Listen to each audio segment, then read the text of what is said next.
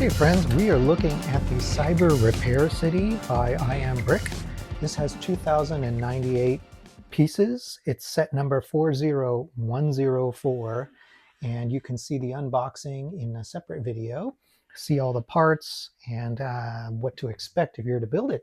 So in this video, we're going to review this Cyber City. You can see it is huge. It is very tall.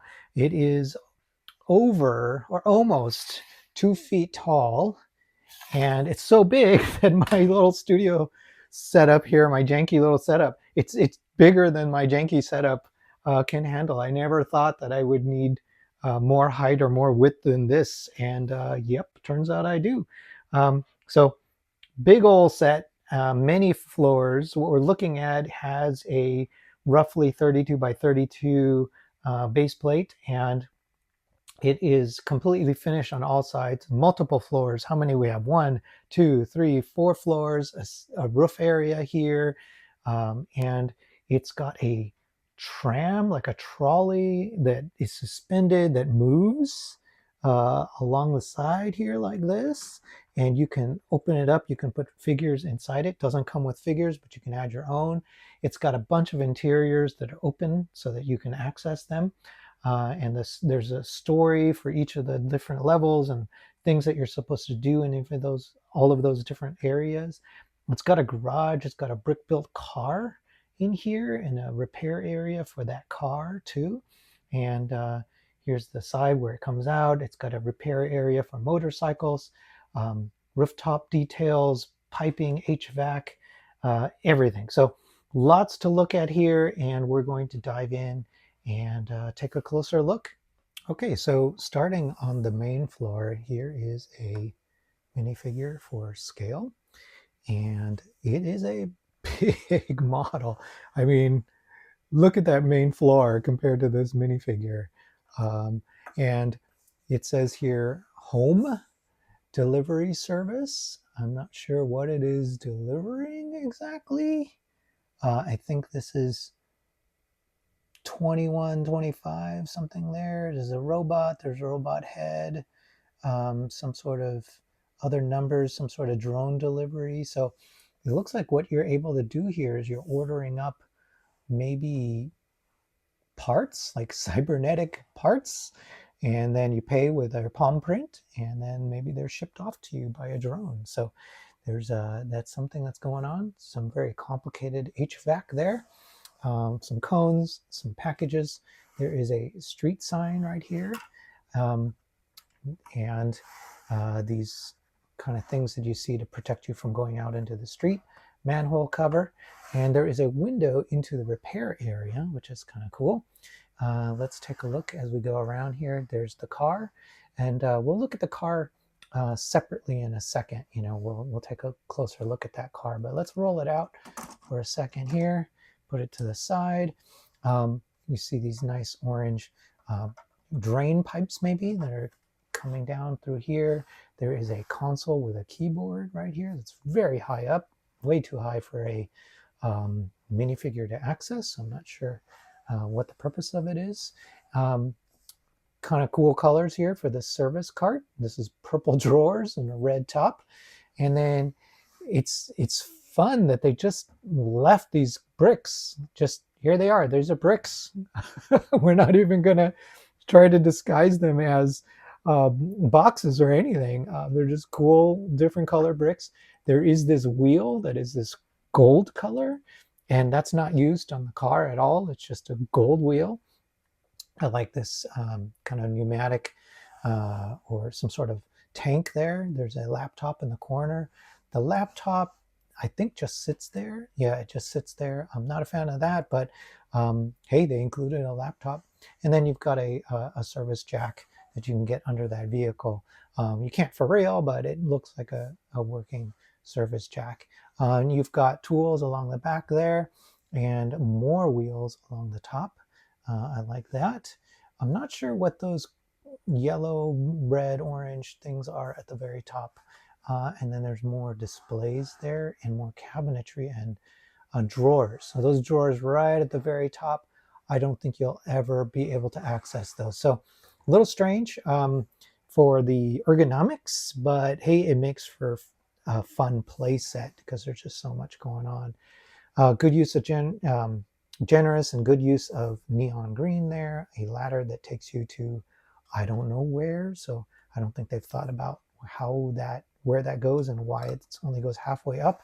And then girders and some transparent red. There is a stop sign here. This set does not have any lighting. It is kind of hurting for lighting, but yeah, I think they've done a good job even without. All right, let's go up to the second floor.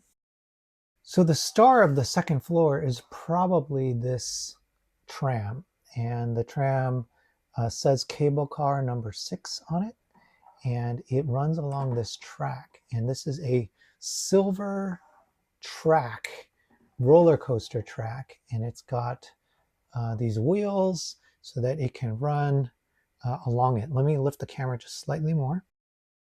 So you can see that we've built a custom set of wheels for it, goes along the track, turns. For the most part, it stays put, but there are times when it comes off that track fairly easily, and it's because there's so much weight for the actual tram car itself. They've got these stoppers on both ends to make sure it doesn't come off. If you were to buy a couple of these sets, I'm sure you could connect it and keep that tram running and run it along the city, and maybe build another one where it connects and goes to the other building. That would be kind of cool. As far as where it goes, I think it runs from this second floor balcony area, which has a drink and some other bottles and things, and then it has a window into the area next to it. So I think that's where it starts, right? So it picks up a passenger there. Then it takes that passenger all the way to this section right here. Boom. So it's another balcony. And this balcony has seats. It's got something going on right there. It's got tables. So it's almost like it's got kind of a nightclubby feel. But as it is right now, the tram is a little bit strange because it basically runs from one side to the other, but there's already a passageway right there from one side to the other. So you could just walk there rather than getting in this tram. But the tram is still cool. It's fun that they've included one. The tram also opens up. Let's see if we can do that. I'm going to pull that off real quick just so we get a better look at it. So these translucent blue pieces, light blue, suggestion of like lighting on the sides, trans yellowish, neon yellowish green or red, yellow. And let's see here. How did this open? Is it on the sides, I think? I want to say it's on the fronts. There we go. So each of the ends open up, and so you can see the 4 little seats that are in there. And the seats actually have a little slight bit of reclining to them. They're ratcheted, so they're mainly sitting straight upright, but you can access either side and open either side to get in there. Also on this second level is a motorcycle repair area. And these are not your standard motorcycles. I think they're actually hover cycles. You can sort of see here, instead of wheels, you've got these hover like repulsors on the front and rear. This red bike down here does not have anything on it at all. And there's a black bike up here that's being worked on. I like this decoration there. That's kind of danger warning symbols. A little bit of greebling right there as well. And then let's look at the other side of it. You can see that there is a robotic arm working on this upper bike that's up here. And it's kind of a purplish color, I want to say, for that bike with the repulsors. And it is on a lift that's specific for that motorcycle. And then the robotic arm is mounted to the ceiling here, and it can move side to side so that it can get access to the different parts of that hover bike. There's a toolbox, red toolbox there. Here's the red bike, and I don't see any. It would have been cool if they had left a couple of repulsors there that were waiting to get outfitted. You can see some stairs there as well, and kind of going up a little bit, we can see the rooftop Not a lot going on there, but since we're here, let's take a look at this particular bay. And I think to explain that one, we need to start with this image right here, which says Body Reborn. So part of the name of this is Cyber Repair City, and it's not just repairing vehicles, it's also repairing cybernetic people too. So if you are a minifigure who has a robotic arm and that arm needs servicing, you come here and you can get your arm serviced, whether that is new batteries, new servos, new wiring, whatever it is you need, you can get that done. And you get yourself seated here on this nice little seat. Sit there. Whoa, that's a dangerous situation. There we go. And he's got an arm pads. It's got a readout right there as well. I do like these little armrests. Thank goodness they didn't put restraints where they're holding arms down. That would have been a little dark. And then you can see that there is an arm being worked on right there. There's various tools. And then more of these bricks that they're just like, you know what? They're bricks. We're not going to disguise them as anything else. They're just 2x2 bricks. There is generous amount of displays. You can see there's 1, 2, 3 displays against transparent blue that the I don't know what you call it, mechanic, the cybernetic maintenance technician gets to look at as they're trying to figure out how to repair your cybernetic augmentation. More of these drawers that are unreasonably high for the minifigures to reach, but that's where they are. All right, and then what else we got around here? We've got this HVAC system with these nice silvery pieces that come out, go around, back down, and then this is nicely shaped as well. And they use a lot of this trans blue for the tower piece, and so let's start going up here. We can take a look at the upper areas, more decorations to just kind of give it a make it stand out. I do like the use of these kind of caution striping as well. All right, let's lift the camera up. All right, so we're a little bit taller now, and so you can see a better view of these caution plates. And then the very top is our, what would you call this?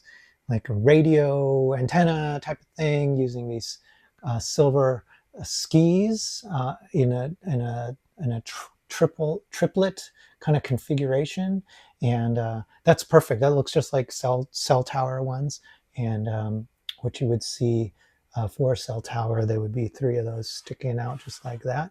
Maybe these are loudspeakers, or maybe they're additional communication devices that are along the top there. And they have this really long hose that runs down and gives it some visual detail too. Along the back side of this upper area, some more of those boxes, 2 black bags, and it's just, you've got an open balcony on this one side, and then this is glass over here. So that's an area where you could hang out or hide if you wanted to as well. Looking at the car that they included, to be honest, this is probably my least favorite part of the build. The car does look quite futuristic. It's got a lot of angular stuff going on, a little bit speed racer, some chrome parts, but there's just so much gapping, gaps up here, gap right there, gaps there, and it just doesn't look comfortable. And I don't think you can maybe get a minifigure in there, but it's going to be a little bit difficult. The shaping, it's okay. Got a license plate. The exhaust is kind of cool. And it's got these side pipes like you find on maybe a Shelby Cobra. The front here has that grill, some other details. I think what bugs me about this is probably that the side is just not cohesive. There's just all these gaps, and this fender well gap is just ginormous. And it's made worse by the fact that they've used silver here for the fenders to draw your eye to the fact that the stance and the ride height is just all weird. And I think if you look at the side profile, it no longer looks like a car. It looks like something, it looks like it's been crashed. It's like squished here, and the front is too big. So I think, who knows? Maybe it's in the repair shop specifically to fix a major collision that happened where the whole front of this was pushed down and everything was crunched. I'm not sure. Um, I mean, it's a clever build. It does feel futuristic. Um, and is it my favorite? No, I don't think so. Oh, and there is a suggestion of a door handle here. And check this out. The doors actually hinge open. So you can open them up, but it gets in the way of the side view mirrors and it knocks them out of position. But yeah, you can open them up and get into the interior that way. So uh, definitely A for effort, but the finished execution, I think, is a little bit strange. And then since we're here, the garage does have a sign right above it. It says car repair shop. And a lot of these signs, they're angled just enough. So it's not something you can really appreciate. I think if they had angled it up just a little bit more, you could appreciate it once it's in your city layout. All right, so final thoughts. I've had this model built for almost a week, maybe a little bit more now. And so I've had some time to think about it. And I love that it is a pretty good playset and it's a good value. So if you're building this for a kid to play with, or you just need to fill out your cyberpunk city, this is an amazing value to fill out that city, to add a lot of depth to it, a lot of instant height as well. And now you have a place where you can repair everything. And if you're a tinkerer, you can extend this coaster track and make it go all throughout your city. If you're really good, you can figure out how to motorize it. There's enough room in there to motorize it.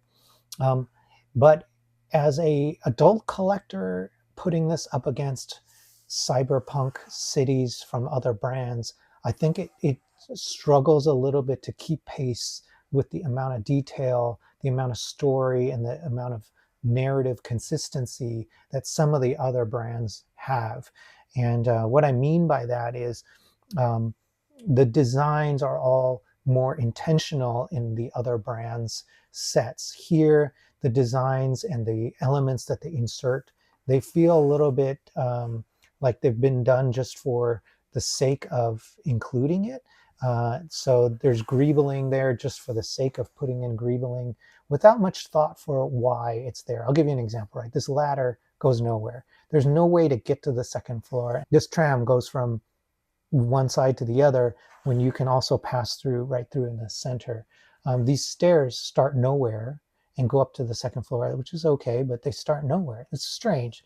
So things like that, thinking through things like that is what separates a brand from being a good set from good to great. Great, you now have thought through all of those things. And if you were a minifigure living in this world, you would have a fully realized environment that you could explore, you could live in, you could populate, and everything would make sense for why you're there. And adding the figures instantly adds so much because the structure itself already supports the narrative. It already supports the story that you're trying to tell and that you're trying to enjoy. So I think though that stepping back, they have some really cool iconic things going on, like this CarMax style hovercraft, hoverbike area, repair area that's really generous. But it doesn't have just the little details that give it consistency, give it some authenticity. But it makes up for it in being colorful, makes up for it in being large and having quite a bit of play value. So it's probably great if you're aiming this at kids, or you just, like I said, you really want a quick way to build out your cyber city. This is a really great way to do that, and probably pretty easy to add your own lighting as well if you wanted to do that. And a lot of opportunity for that light to shine too, because there's just so many translucent parts. All right, cool. So I hope you found this useful. I hope I showed you everything that you wanted to see. If you liked the video, please hit like. And If you could subscribe, that means a lot to me. It helps me keep being able to find interesting sets like this one and sharing them with you. Oh, and before I forget, I do want to thank iambrick for sending me this set. All right, thanks so much.